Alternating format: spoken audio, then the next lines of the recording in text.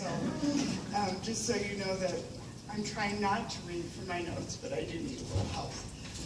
Normally at these events, I kind of think of experts standing up here and telling you, giving you information, giving you inspiration and all that kind of stuff, but it's kind of hard for me to consider myself an expert. And although I've spent many years training to do so, I still struggle with the same issues that all of you guys do too. So I don't have all the answers, but hopefully I can help you here tonight. So anyhow, if you did read some of my bio, I am a registered dietitian and just recently added fitness to my repertoire. But anyhow, that's kind of my talk tonight, is kind of embracing the body with nutrition and fitness. So anyhow, there is no such thing as a perfect body. In today's society, you know as well as I do that it encourages us women to be skinny, to be smaller, to be a certain size, and to do whatever it takes to get there, right? So, and it begins as early as puberty, when our bodies change and morph the most, and we're trying to determine who we are, is when we want acceptance the most. We begin to compare ourselves to others and look outside ourselves to develop who we are. And the media, of course, plays into that, right? And so we used to flip through magazines like 17 and Vogue, and we'd look at all these celebrities, and they'd show us what the appropriate way to look is, or what the right way, the fun way is to look. And nowadays we have Facebook, and we have Instagram, and we have Pinterest, and it's in the palm of our hands and in our faces all the time. And it's telling us how we should look, and how we should feel, and how we should act. Even families can become too focused on that we should look a certain way, and sometimes unknowingly hurtful comments can be said. And it reminds me of the story of the nails in the fence. Have you guys heard that story? So a father has a son that has a bad temper, and he tells his son that every time he loses his temper, he has to go out and drive a nail into the fence. And so quite quickly, actually, the son determines and decides that, okay, it's easier to control my temper than to keep driving these nails into the fence. So eventually, when he has days with no anger, then his father tells him, now I want you to pull those nails from the fence day by day when you don't have any temper issues. And so once he finished again, the son takes him to the fence and says, now look at this fence. What remains? And the fence is full of holes, full of scars, and sorry, didn't expect that to come. But anyhow, that's what's left, and they're there permanently. And so the point of this lesson is to show that words do have power. So even our peers in our school, they can say hurtful comments that will lead to the same kind of wounds and scars. Also in school, we sometimes have to make weight for a certain sport. Moving on into college, we try to avoid the freshman 15, or as my brother used to put it, the freshman 50, which was not nice. I love brothers. And then next, you can think your wedding day and wanting to look a certain way to fit into your wedding dress. And then we're pregnant, and we're carrying this child, and moments after we're handed this precious child that God has given us, we're bombarded with messages about losing the baby weight. So we stress and we multitask, we lose sleep, and we take care of everybody else. Eventually, our hormones change, and we feel even more out of control. And it feels as though just looking at some food, we gain some weight. And everything starts to head south, literally. So we grasp at straws. We want immediate gratification.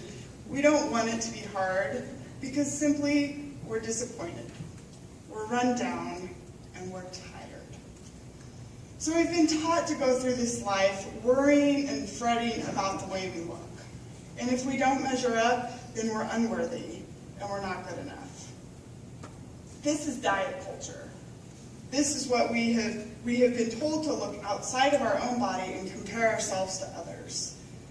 It tells us to restrict, to ignore, to push down, to push aside, to beat us up, whatever it takes to look the way that society or the world thinks that we should look.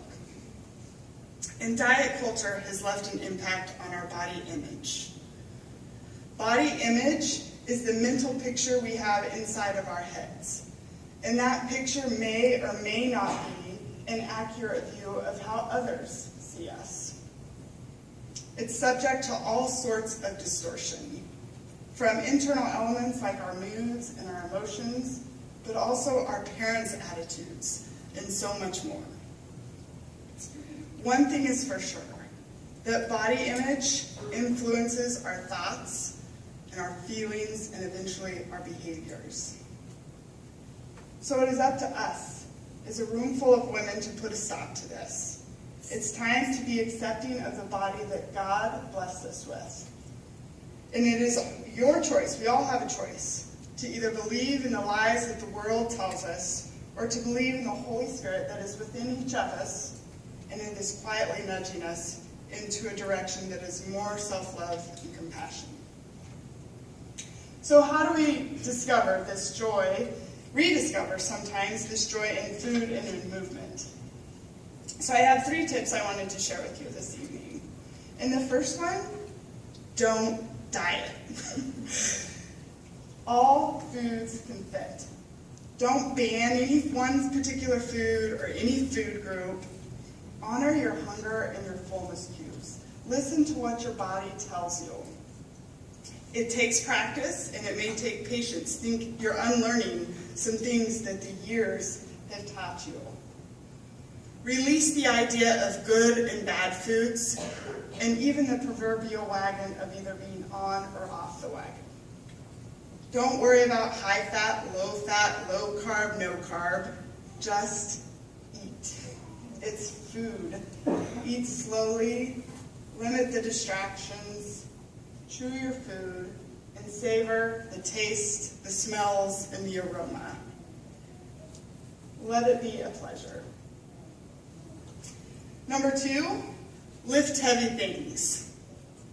One of the best and quickest ways to boost your self-confidence is to lift heavy things. I may be biased there, but I throw this out there too with a word of caution because I don't want you to hurt yourself either. But start with your own body weight. But being strong will keep you young. You can push, you can pull, you can lift, you can carry with ease, and all on your own. You can fall with grace and get up with ease as well because you have those strong bones and muscles. Exercise can also be good for your mental health as well as it improves your mood and your overall outlook, and it increases those feel-good hormones. So when you notice that you're physically stronger, you also begin to feel mentally stronger. I also believe that if you don't use it, you'll lose it. Stay active as much as possible. I like to think of it as decreasing your inactivity. Even cleaning your house can be exercise. From pushing that heavy vacuum to lugging loads of laundry across the house to even doing yard work can be physical labor and labor intensive. And it's never too late to start. Beginners actually have really good results, quick results. And start small. Make it easy, make it enjoyable. Don't fuss with doing it just right or doing it for so long. Just do something. So you can find actually a lot of free workouts on YouTube and on the internet, and they'll walk you through it and get you going. Otherwise, don't be afraid to ask for help too. Have someone show you how to do it.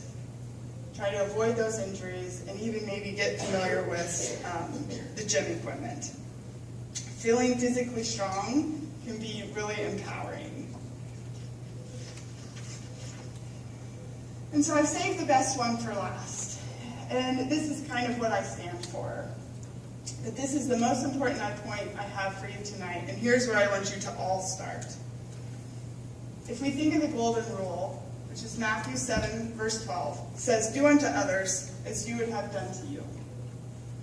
Makes sense, right? We can all understand and comprehend this. We know how we want others to treat us. Yet, you wouldn't tell your friend she looks fat in a bathing suit.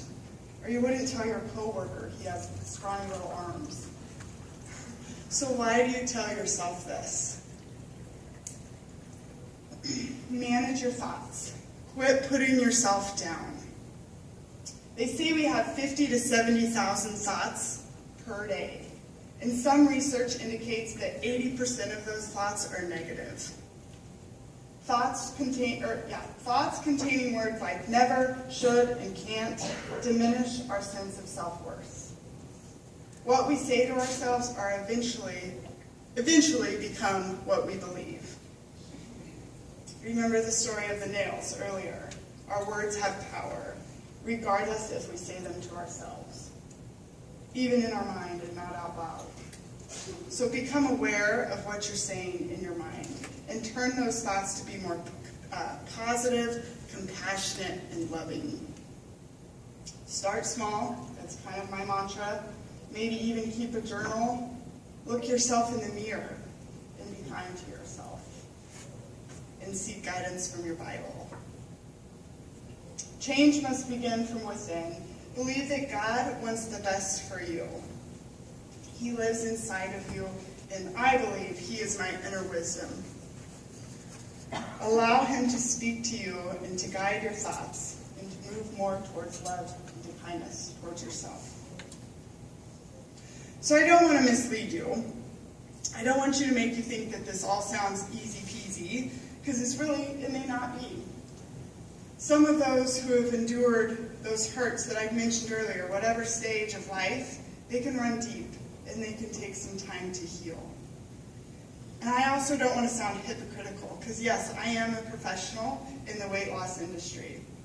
But I do believe you can love and appreciate your body and still want it to perform and look the way you want it to. We all have goals, and I think there is no shame in wanting to be the best version of yourself. I'm just here to help you do it the right way and to teach you a new and better way.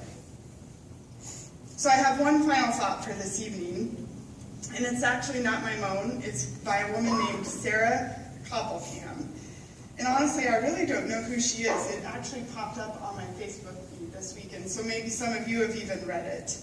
But I took it as a gentle nudge, that inner wisdom from my Lord and Savior, to share it with you guys tonight. And I encourage you, I saw it with my daughter Ashlyn as I read it. But it's titled, How to Talk to Your Daughter About Her Body. Step 1, don't talk to your daughter about her body, except to teach her how it works.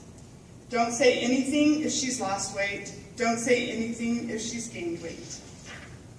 If you think your daughter's body looks amazing, don't say that. Here are some things you can say instead. You look so healthy. You are getting so strong. I can see how happy you are. You're glowing. Better yet, compliment her on something that has nothing to do with her body. Don't comment on other women's bodies either. Nope, not a single comment, not a nice one or a mean one.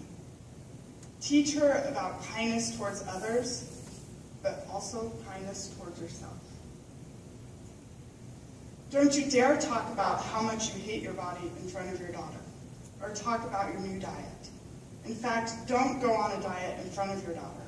Buy healthy food, cook healthy meals, but don't say, I'm not eating carbs now. Because your daughter should never think that carbs are evil.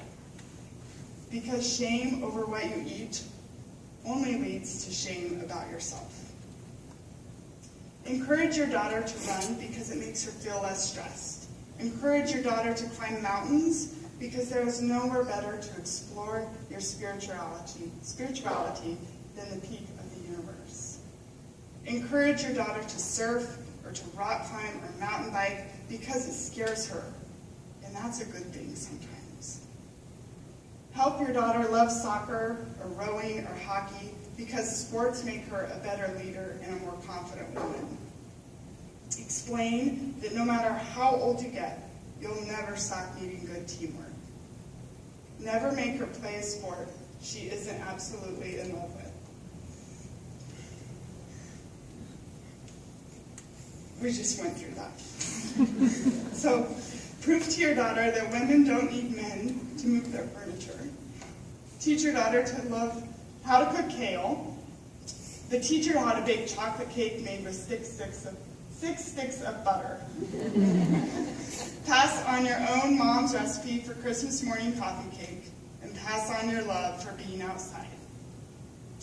Maybe you and your daughter both have thick thighs or wide rib cages. It's easy to hate these non-size zero body parts. But don't.